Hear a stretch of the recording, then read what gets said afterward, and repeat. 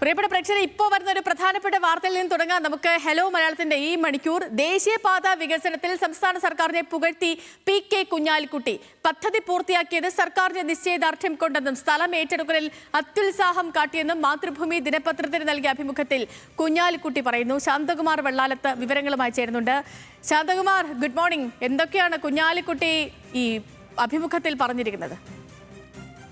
സർക്കാരിനെ പുകഴ്ത്തുക തന്നെയാണ് കുഞ്ഞാലിക്കുട്ടി ചെയ്തിരിക്കുന്ന ഈ അഭിമുഖത്തിൽ എന്ന് നമുക്ക് തന്നെ പറയാൻ കഴിയും. കാരണം ഈ തെരഞ്ഞെടുപ്പ് കാലത്ത് നടത്തിയ ഒരു അഭിമുഖത്തിൽ സർക്കാരിന്റെ പ്രവർത്തനങ്ങൾ, രാഷ്ട്രീയ കാര്യങ്ങളൊക്കെ വിശദമായി പറയുന്നുണ്ടെങ്കിലും അതിനകത്ത് പിണറായി സർക്കാരിന്റെ ഏറ്റവും നല്ലതും മോശവുമായി തോന്നിയ ഓരോ കാര്യങ്ങൾ പറയാമോ എന്നുള്ള ചോദ്യത്തിനാണ് അദ്ദേഹം അതിലെ കൃത്യമായി പറയുന്നു. ദേശീയപാത വികസനത്തിൽ സംസ്ഥാന സർക്കാർ നിശ്ചയദാർഢ്യവും അത്യുത്സവവും കാണിച്ചതും അതുകൊണ്ട് തന്നെ അത് യാഥാർത്ഥ്യമായി. നമുക്കറിയാം, ഈ ദേശീയപാത നേരത്തെ UDF സർക്കാരിന്റെ കാലഘട്ടത്തിൽ തന്നെയാണ് അവ സ്ഥലം ഏറ്റെടുക്കാൻ കഴിയാത്ത NH അതോറിറ്റി തന്നെ ഇവിടെ നിന്നും പൂട്ടിപ്പോകുന്ന ഒരു ഓഫീസ് പൂട്ടിപ്പോകുന്ന സാഹചര്യം ഉണ്ടായിരുന്നു.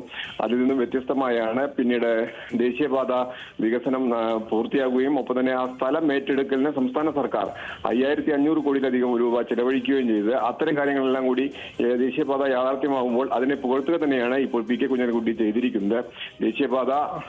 ദേശീയപാത എന്നുള്ള കാര്യത്തിൽ സംസ്ഥാന സർക്കാർ വലിയ താല്പര്യം കാണിച്ചു, അതായത് അത്യുത്സാഹം കാണിച്ചുകൊണ്ട് തന്നെയാണ് അത് യാഥാർത്ഥ്യമായി തന്നെ അദ്ദേഹം ഈ പത്രത്തിന് നൽകിയ അഭിമുഖത്തിൽ പറയുന്നു.